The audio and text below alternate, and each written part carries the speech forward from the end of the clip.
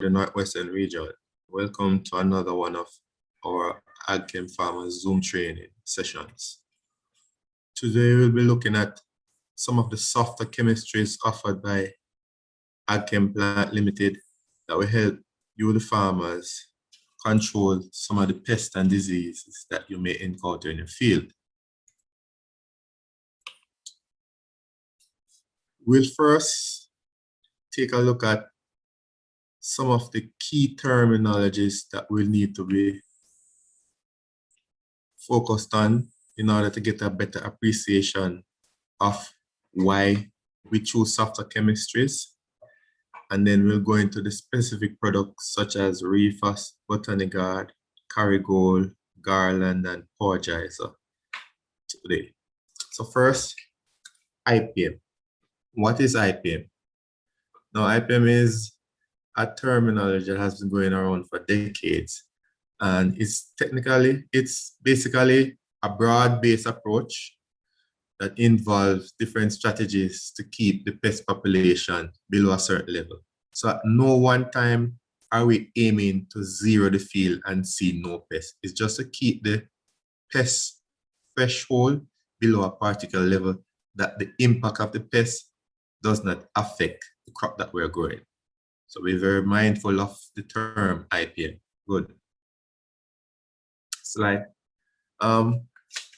This slide is basically showing you the 4 pillars on which the concept of IPM is based. So we speak about sustainability. It has to be a system that can be sustained by the farmer. Economics, it must be a system that is affordable. The practicality of it, it must be a system that the farmer is able to carry out each time he enters the farm. And the integration, there are systems that overlap and come together. Now with these 4 pillars, we can now break down the system into the different approaches within that system. So we have monitoring, biological agents, chemical control, and cultural practices. And if you look carefully, you realize that all of these systems have overlapped each other. So they come together to form what is called the IPM system. Slide. This slide is basically showing you the input that you, the farmer, will give to each of the different processes within the IPM. And note at the top of the pyramid, you're seeing that the chemical control is the least input. So once again, the system is based on sustainability, economics, the practicality of it. So the chemical control should be our least input, and it should be our last input. So the biggest emphasis should be placed on cultural control, which we try to use enhancements of natural enemies, tolerant resistant varieties, weeding, proper planting distances. Those are cultural controls that we put first in the IPM system. Chemical, as I stressed before, should come last. After we've implemented all the other factors, monitoring, which is scouting the field each morning or evening you enter the farm, the physical and cultural practices, then we can come in with chemical control. Slide. Another important terminology for us to appreciate is PreHarvest Interval. PHI, this is seen on the labels of all our pesticide bottles, and this is the least amount of time from which the last application of pesticide was made to when the crop can be reaped. But essentially, it is from when you, the farmer, has applied the chemical to when it is safe for you to reap that crop and sell to the market or to your end producer, your end user, which is the consumer. So you have to bear in mind that the pre-harvest interval needs to be followed if you are going to keep the food safe and free from pesticides. Reentry interval.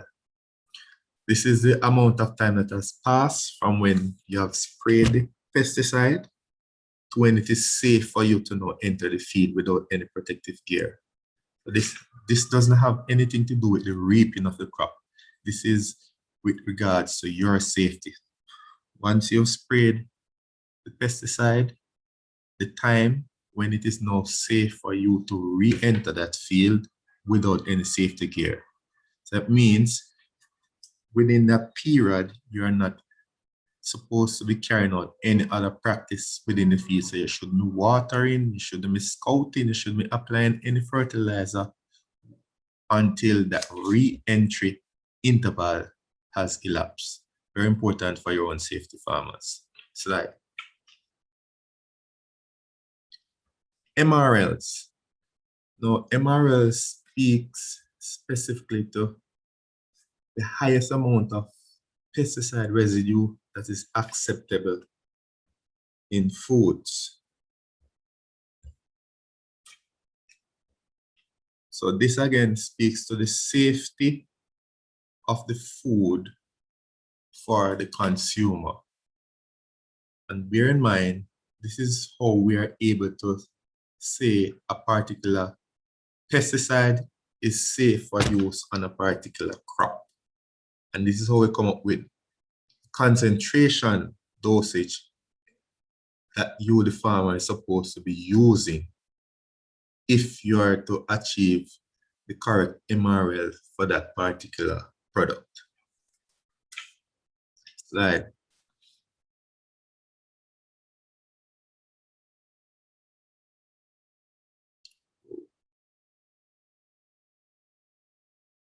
The products we'll be focusing on will be Reefers, Botanical Guard, Marigold, Garland, and PreHarvest in that order. So let's first look at Reefers.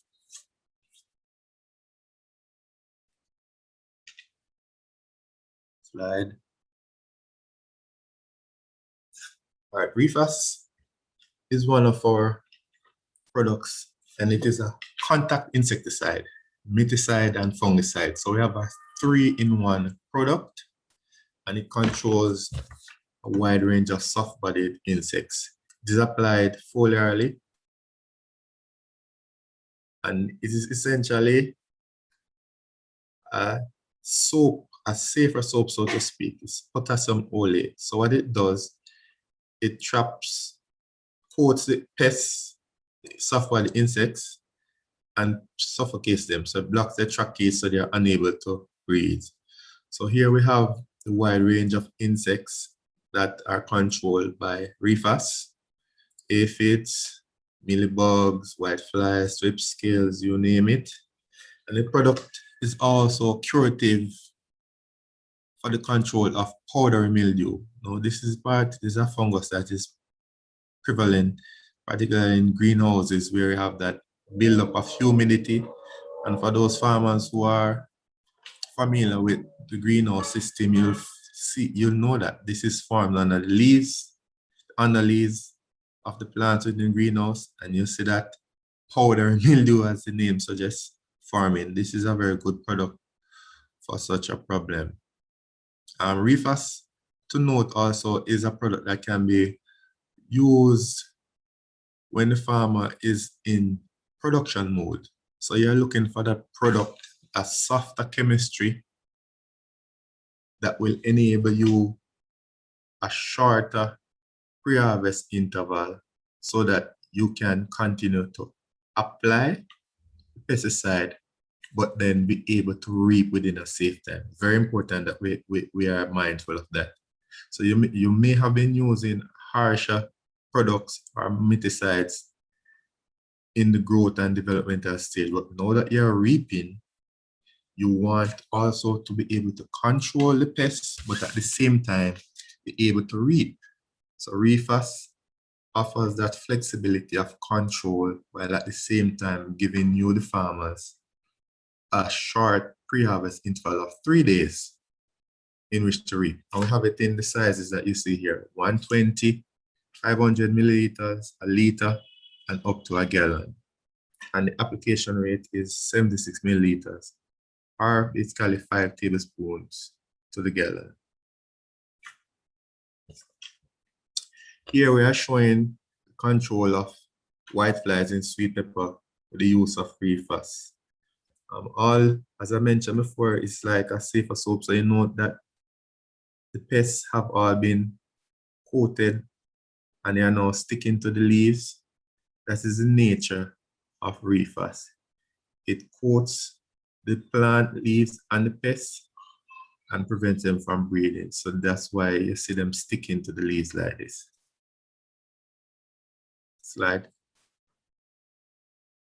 Next product up, Botanical Guard. Botanical Guard is also another insecticide in our arsenal. It's a biological contact insecticide, and it actually uses a fungus as its active ingredient, so to speak, to create that control over the pest. And it's also safe to be used in greenhouse, open field, and in nurseries. The active ingredient that we have in Botanical Guard is of the Bassiana strain. It's a Bavaria Bassiana strain, and it has a wide control. It has a control over a wide range of pests as well. So not just soft-bodied pests, because we are also able to control grasshoppers, crickets, locusts, as well as the soft-bodied pests such as aphid, thrips, mealybugs, leafhoppers. So it has a very wide application. Key thing to note with this particular product is important that we bear in mind the storage. It being a live strain of a fungus, it needs to be held at a particular temperature, cool temperature. So storage is very key. Also of note is the combination you make in your mix tank. Again, it being a live fungus, you have to bear in mind the cocktails that you make in terms of adding other pesticides to the mix. Whereas some pesticides are safe to combine with this product, we recommend that you use it by itself and 4 days or so after make application with whatever pesticide that you may want to include in that spray operation. So recommend apply Botanical Guard by itself, outside of using it with the adjuvant such as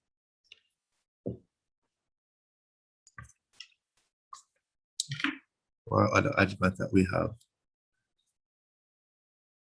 We also have it in the 1 liter size, and application rate is 15 to 20 ml, and at a higher rate of 40 to 45 ml. Range period is 4 hours. Make note of this. So after having applied Botanical Guard,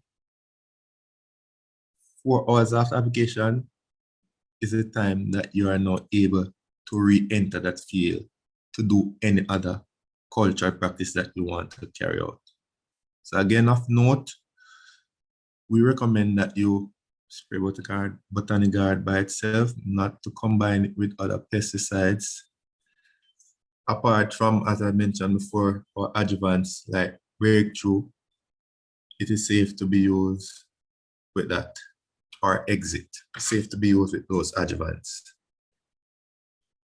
Here again, we have Botanical Guard being used to control thrips in sweet peppers. And note, you'll know when this product is working because once the insects or the pests have come in contact with the product, the fungus forms a white coating, it sporulates and forms a white coating over the pests that have been contacted by this product. So you'll see the dead pests having a whitish gray coating over them. That is one key thing to note to show that the product has worked. Move on to Cargold. This is a contact botanical fungicide that we have at AgChem slide. Cargol is actually made from a tea tree oil, melaleuca, and that's why we stress that it is botanical. So it's very safe to be used, and it targets a wide range of fungal problems. Powdery mildew again, downy mildew, and late blight, early blight, but the more common fungus problems that we have, anthracnose as well. And like most fungicides, we recommend that you use this in the very early onset of the problem. So we don't want to wait till we see that the problem is in an advanced stage before we try to use this. So we target the problem very early with this fungicide. It is available in 1 liter sizes, and application rate is 5 to 10 milliliters. What a very key thing to note about this product, the very short pre-harvest interval. So 1 day after application, it is safe to be the crop is safe to be harvested 1 day after application. So here we see it being used to control late blight in tomatoes. The slide on my left shows the tomato leaf with active phytophthora showing on it late blight. Notice that water soak light brown mark, and it's showing that it is spreading to the greener areas on the outer part of the leaves. And on the right slide, we see that we can now see a distinct delineation between the affected area and the green area of the leaf. So it's no longer a water soaking. We're seeing a line, which is suggesting, and the dark coloration is suggesting that this fungus right here has been controlled, has been stopped. So we're no longer seeing a pale water soak moving to the outer edge of the leaf. We're seeing a straight line now, or as I said, definite line between browning and the green area. So that has been controlled, and that's after 7 days. We also have the same thing on the stem of the tomato plant. Here again, you can see clearly where this is light brown, showing a water soak, and there are no clear lines at the top. Looking on the right, you can see that clear line. It has gotten darker, showing that it has been controlled, it has been stopped. So we'll see no further spreading of late blight here. And that is after, again, 7 days after using Cargol. So we've covered insecticides, fungicide, and now we're looking at a nematicide, garland. Now this is a listed product, so it is organically certified, and it is coming from our top line Omex brand. So garland is an Omex product, and if Omex is anything to stand by, we know that is a high quality product.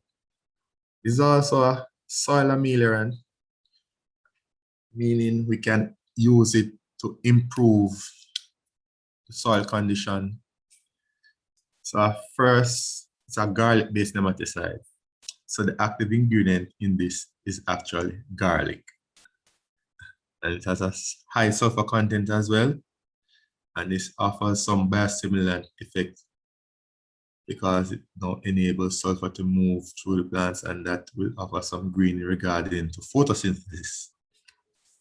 It stimulates the plant root development. And remember, this is a product that will be used as a soil drench. So this will be placed in the immediate root zone around the plant because it's first a nematicide, so we are targeting nematodes. All these other features are top grade end results of using the product.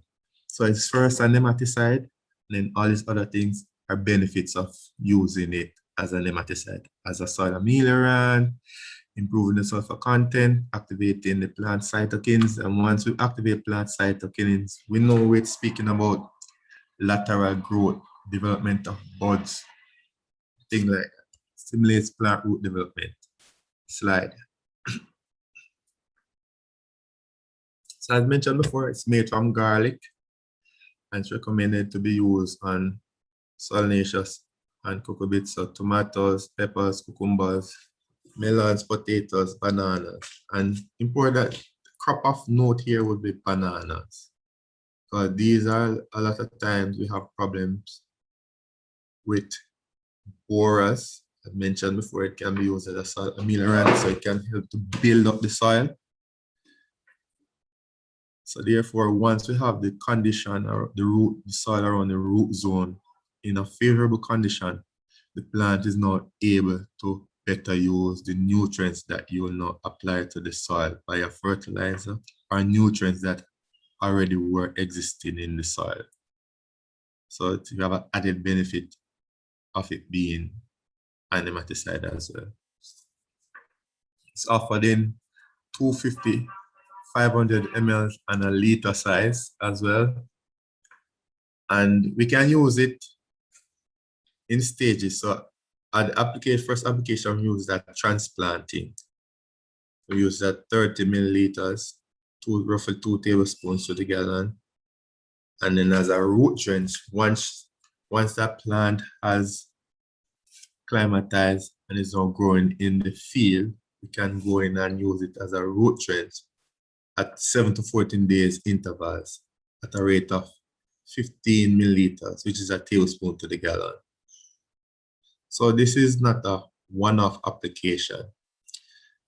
If we know anything about nematodes, we know that they are persistent soil organisms, so one-off application would not do. So what we do, we split application. So at transplanting, we protect the new plants entering into that new field setting, and then we continue the applications, as I mentioned, 7 to 14 days apart to keep that barrier up so nematodes won't get to attach themselves to the root to form any galls and prevent that plant from actively uptaking nutrients. And the reentry period, we see here, at the reentry interval, 0. So once you've applied this product, you can continue to carry out all the other practices in the field. You don't have to exit the field. Slide. Here the slide is showing the root zone, and we can look on this slide on the left, the before treatment, and we can see that we have galls, a lot of galls on the root zone. So these galls are actually showing that nematodes are there, and what these do, they prevent the active uptake of nutrients by these roots.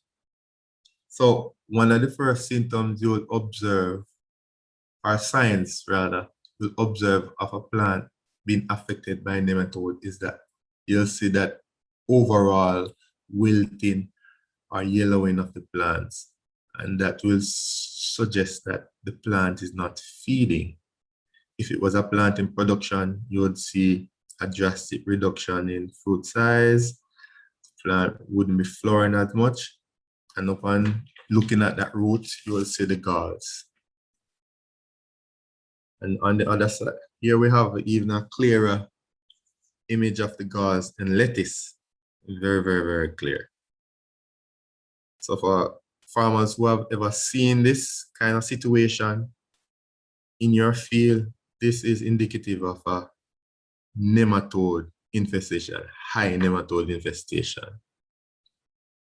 And as I mentioned, at this stage, it's very difficult to control, but it requires a timely and persistent approach in order to get the soil area in the immediate root zone free of these nematodes. Here we are also. And this slide was showing the root zone after following the application. And though we may still see some nodules on the root, it is significantly reduced compared to what had existed before. So the product does work. Slide. And Purgizer Ultra. We have spoken about products that protect us from pests, disease, and now Purgizer Ultra is actually a liquid plant food with a balanced formulation. And this is applied foliarly, or it can be used as a root drench as well. Slide. It's basically a NPK package inclusive of humic acid. And we use it on a wide range of crops, vine crops, solanaceous crops, root crops, ornamentals. And it can be used from developmental nursery stage as well. It can be included in that right up through to production. So that's why I mentioned it being able to be used foliarly as well as a soil drench. It's available in two sizes, 250 and 500 milliliters, and the application rate is 30 milliliters or 2 tablespoons to the gallon. Zero re-entry, zero pre-harvest. So it can be applied and you can continue your activities in the field, or it can be applied to crops that you are reaping from. Safely applied to crops that you're reaping from. This is just a picture showing crops that Purgizers has been using. So we have cabbage, hot pepper. Of note, each crop has certain physiological features that we can identify with a healthy, high-producing crop or a healthy growing crop. In this stage, we look on cabbage, we look at the formation, the amount of leaves, the leaf span at the time, given the time from the time of planting to the formation of heads. And on hot peppers, we look at the lateral development, the waxy cuticles on the leaves, and the development of new leaves from the apex of the plant. So these are physiological features of note when we identify a healthy growing plant within these two species. Slide. So after having said all that, it's once again, we need to be aware of certain practices. We need to be aware of certain standards that we associate with chemicals that we use. And all of this is in keeping with an integrated pest management system. So here we speak about color codes. So it's very important. It's a quick way for us to identify the level of toxicity of a particular pesticide just by looking at the color code on the label. So here we have red being extremely hazardous,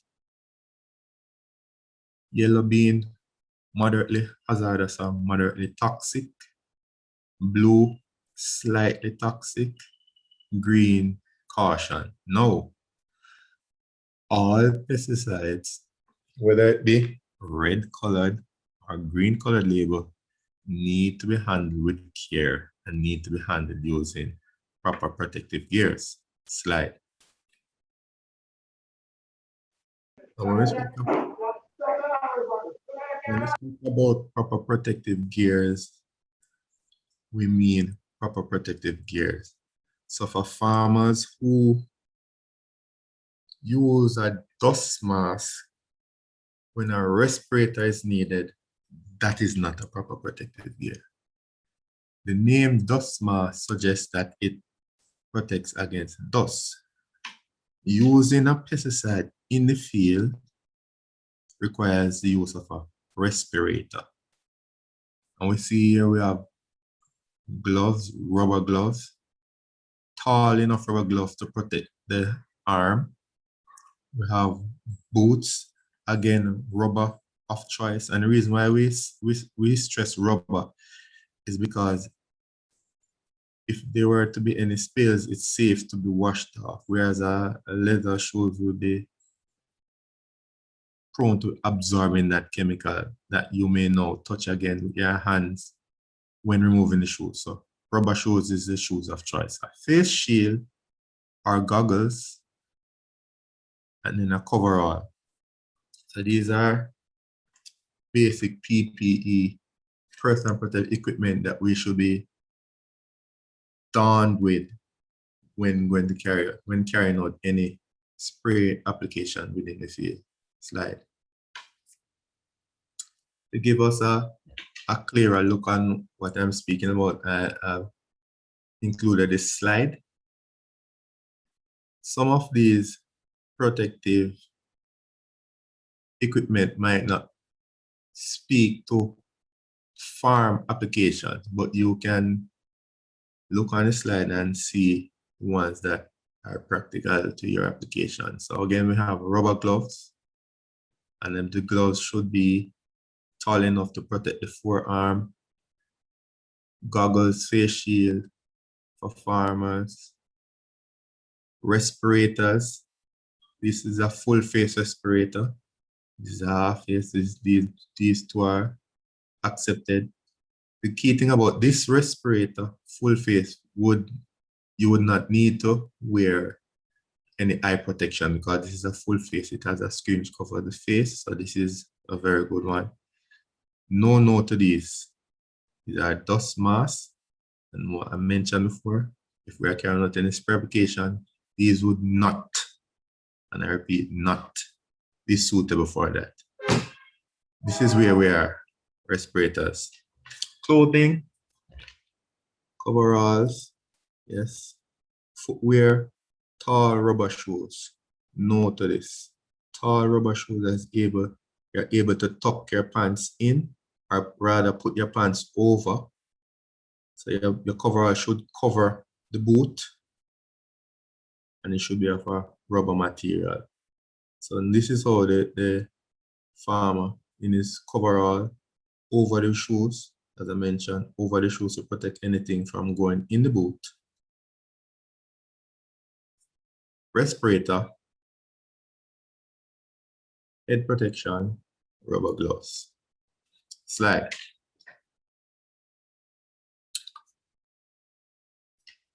We pay a lot of attention to the safety when applying the product or the pesticide, but we need to remember that the pesticide is at its highest concentration when it is inside the bottle, meaning we also have to pay attention to when we are mixing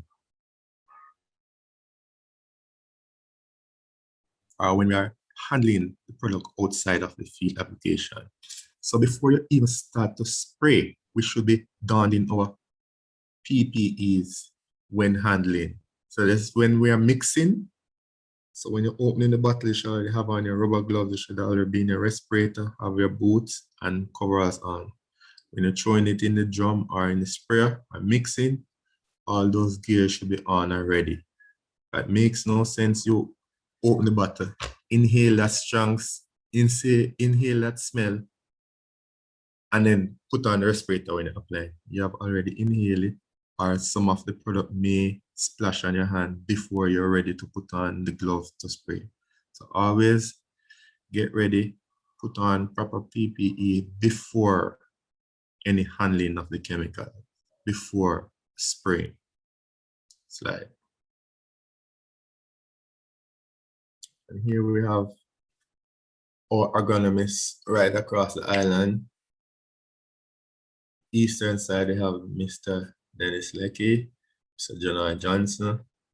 Central, we have Mr. Dean Parker, Mr. Sion Spence, and myself covering up the Western region. So we have a team of agronomists working with you and for you to deliver safe practices and use of our products. Thank you, ladies and gentlemen.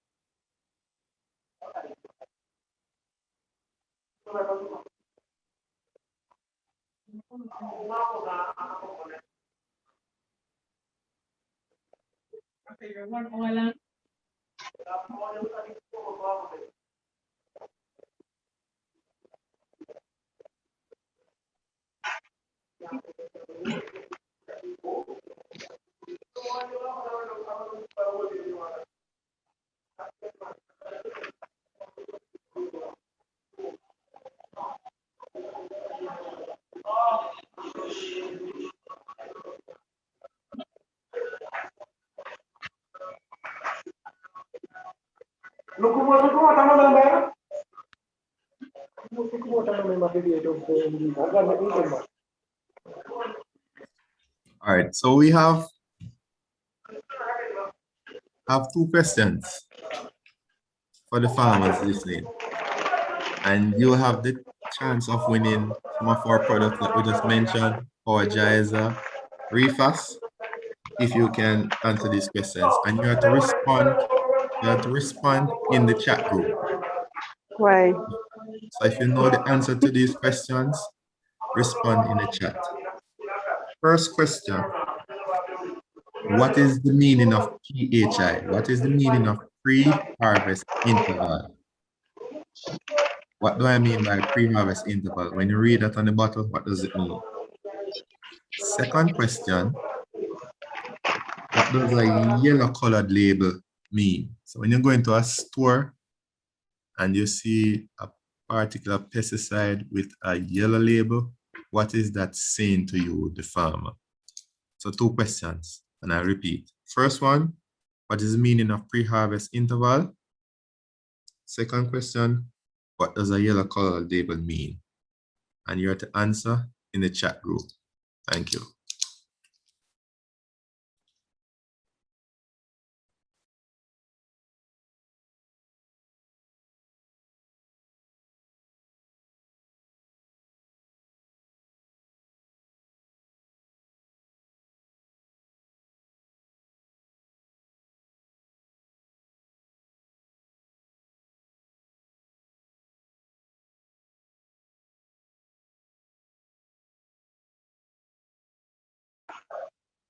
So I'm not good at texting. So can I answer over the mic? No, I Me want you. can't text. I'm You can't. asleep. No, I You mean know no that. answer them because me have them all written down. The pre-harvest is the least amount of time. I don't But want you to tell everybody. but they must know. Please. Please, If it, please, if it's right, I say please. something, so. You All know right, the, let me tell you, they're not going to know. Pre-harvest is the amount of time from the last application of pesticide has been added to when it is safe to reap, and the yellow is moderately agarose. We write down everything, but we can't text so far. I'm not good at texting. who is We this? can't text. I'm Cadian. Kadian from where? Crossfield. So who is the agronomist?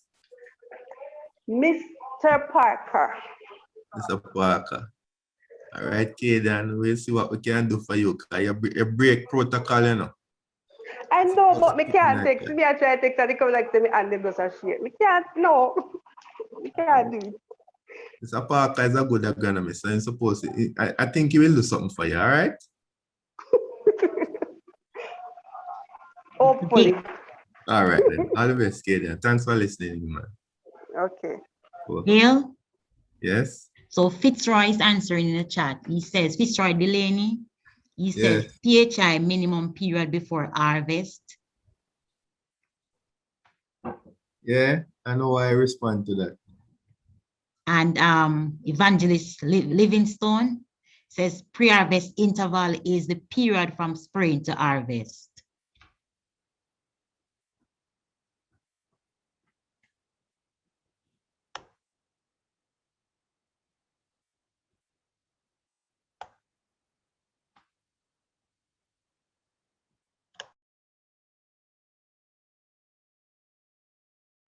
Moderately hazardous is right. Ask about Delhi tomato too.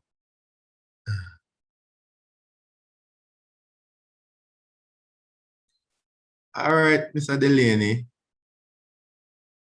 In a nutshell, you're right, yes. Here's the minimum period before harvest. It's actually the maximum, not the minimum. It's the maximum amount of time between.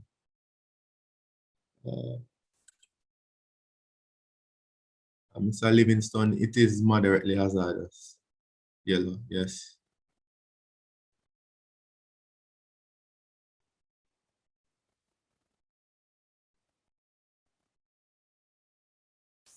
Everybody kind of right with the pre-harvest, but what I want to emphasize is safe. So it's that time it's safe to harvest.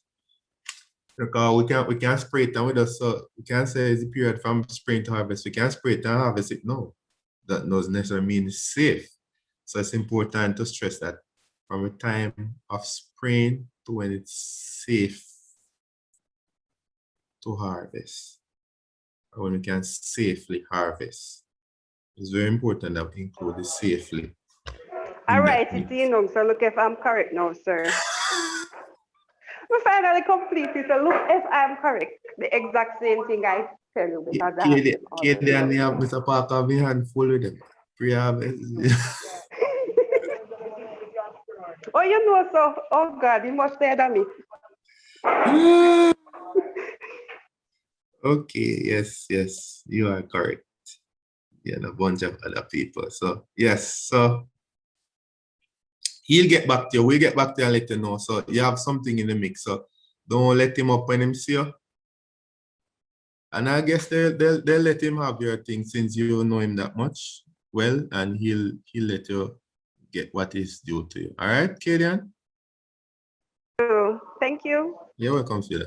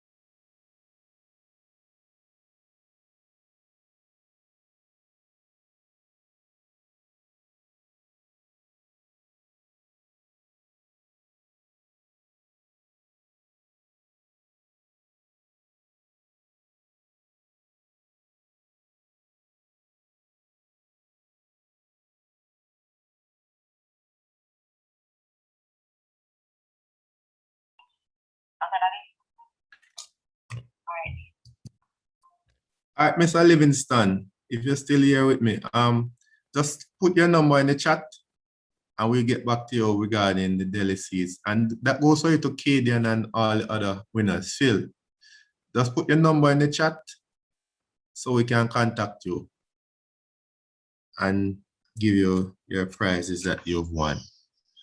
Thanks again, everyone, for listening, and your contribution has been greatly noted. Thanks.